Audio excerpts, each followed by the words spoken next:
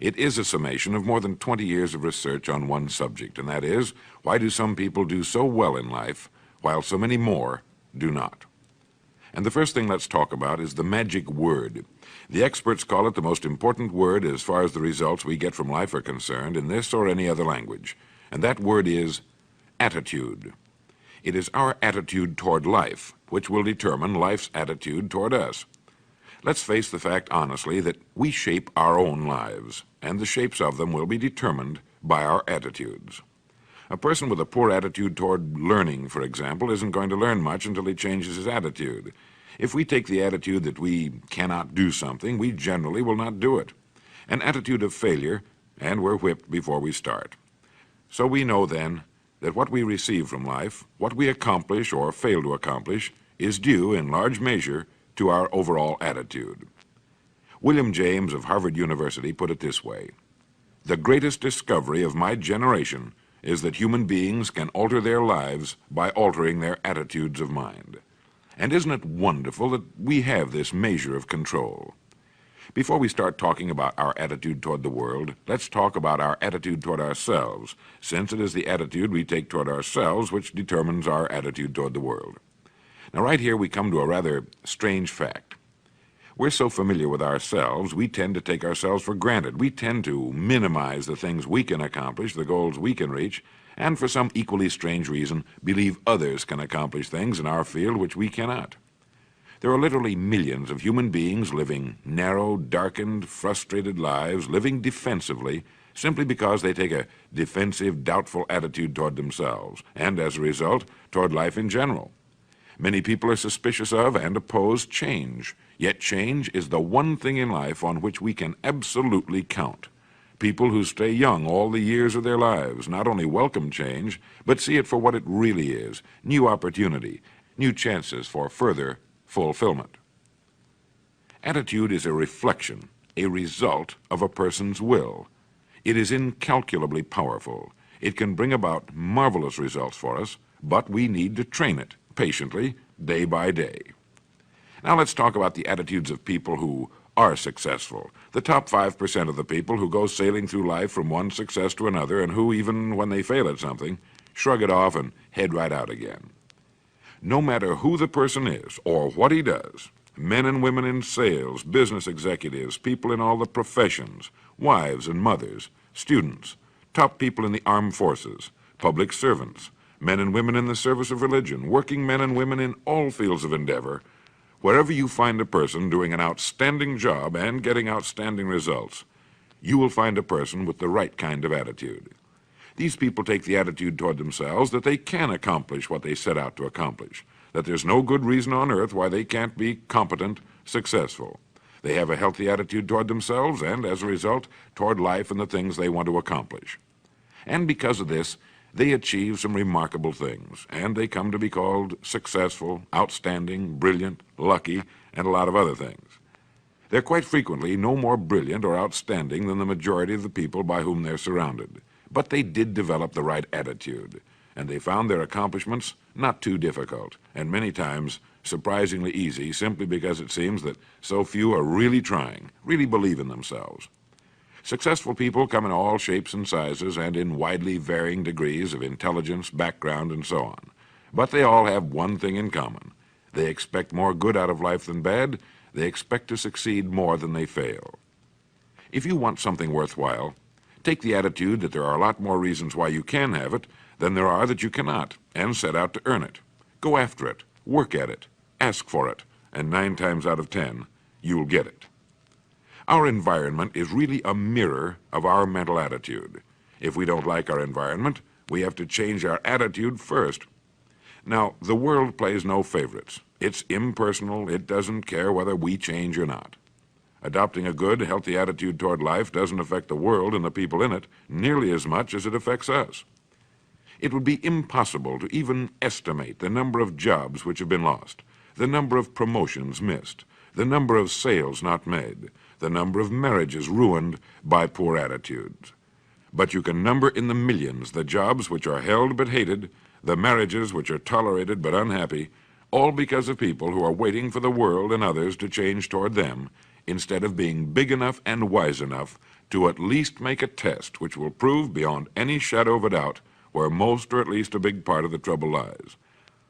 Studies made of the lives of literally thousands of successful people have shown that they radiate confidence, assurance, they expect success, and they get success. You can spot these people by the way they walk, by the way they look and act. You can feel it about them when they enter a room. They may be short and fat, or tall and thin, or any combination in between, but they have about them the attitude of success. In the record Greener Pastures, I'll get into this next statement, but right now I want you to realize, if you don't already, that in 5 years or less, you can get right to the top of the work you're now doing. I know this, but the important question here is, do you know this? The minute you do know it, you'll have this right attitude I'm talking about. The easiest and most effective means of forming a good attitude habit is to begin to act as though you have a good, positive, expectant attitude toward life. That's right. Begin right now to walk, act, and look as though you belong to this group. If you're already in the top 5%, you'll know what I mean. If you've never tried it, you'll be amazed at what happens. Actions trigger feelings, just as feelings trigger actions. Now, let me tell you of a little test you can make which will prove beyond any shadow of a doubt that a good attitude can change a person's life as dramatically as walking from a darkened room into the bright, clear light of day. Not long ago, I read a line which went, "Life is dull only to dull people." This is true, but it also could have read, "Life is interesting only to interesting people," or "Life is successful only to successful people." Now, what I'm trying to say is that you must first become, mentally, from an attitude standpoint, that which you wish to achieve. A famous restaurateur was being interviewed by a reporter who asked, "When did you become successful?" He replied, "I was successful when I was sleeping on park benches, because I knew what I wanted to do and that I would do it." In short, his attitude had been one of success, of expecting success, long before the material, the tangible rewards of success had been earned. We'll get into this particular phase of Lead the Field in record number 3, A Worthy Destination. But for now, remember that a person must act, look, and because of these things, feel successful before the success he seeks can come. Chances are you know people who seem to be what others call lucky. All kinds of good and wonderful things seem to happen to them, and they give the impression of happily sailing through life, having a wonderful time, and getting more accomplished in a year than most people do in 5.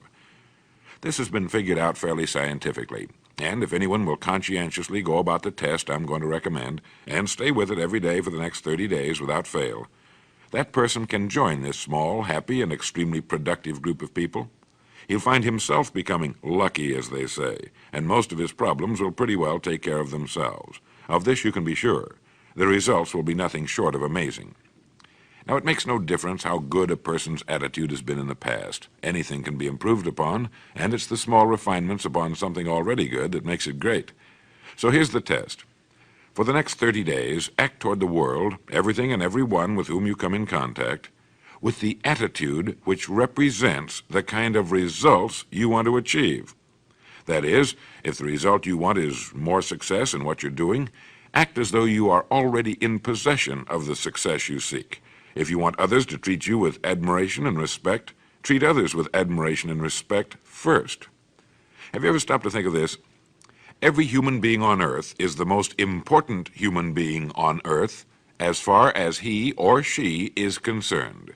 You may never get anyone to admit it, but it's a fact. So for the next 30 days, treat every person with whom you come in contact as the most important person on earth, remembering as you do so that as far as that person is concerned, he is. Now, the reason I say treat everyone in this fashion is mainly because this is the way human beings ought to treat each other, and because it will help you form a habit that will bring you amazing and delightful results for the rest of your life. Have you ever noticed that the higher you go in any organization of value, the nicer the people seem to become? You see, the bigger the person, the easier it is to talk to him, to get along with him, to do business with him. Do you know why? It's because he's got a good attitude, and people with the best attitudes just naturally gravitate toward the top. So for 30 days, act toward others and the world at large in exactly the same manner you want the world and others to act toward you.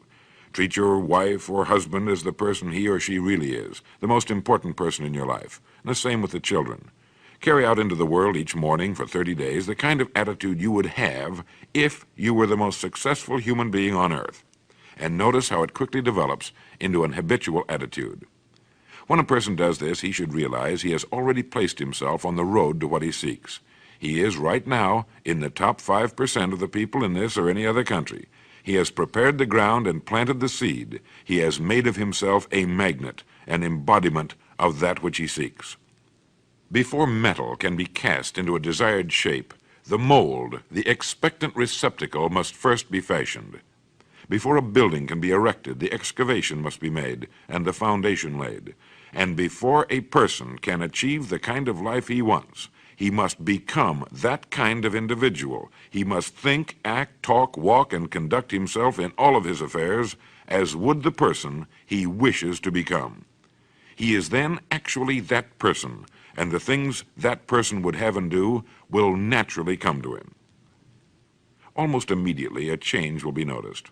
Irritations that used to frustrate and annoy disappear. When some less informed individual gives you a bad time, stay on the track. When someone cuts in front of you with his car or acts in any other manner that shows his ignorance and lack of courtesy, don't permit yourself to drop to his level. Pity him, for that's what he really deserves. That's the very group a person doesn't want to belong to, and if he acts like them, well, let's face it, he belongs with them. There's nothing in the world that men, women, and children want and need more than the feeling that they're important, that they're needed and respected. They will give their love, their affection, their respect, and their business to the person who fills this need. So the magic word is attitude. And in summing up, a few points to keep in mind. 1, it is our attitude at the beginning of a task which, more than anything else, will affect its successful outcome. 2, it is our attitude toward life which determines life's attitude toward us. 3, we are interdependent.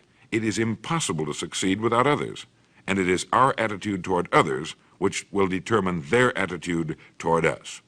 4, before a person can achieve the kind of life he wants, he must become that kind of individual. He must think, act, talk, walk, and conduct himself in all of his affairs as would the person he wishes to become.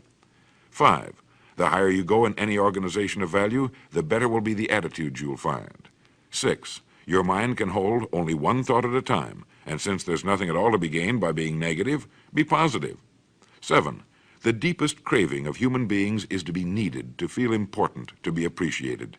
Give it to them, and they'll return it to you. 8, look for the best in new ideas. As someone said, I've never met a person I couldn't learn something from.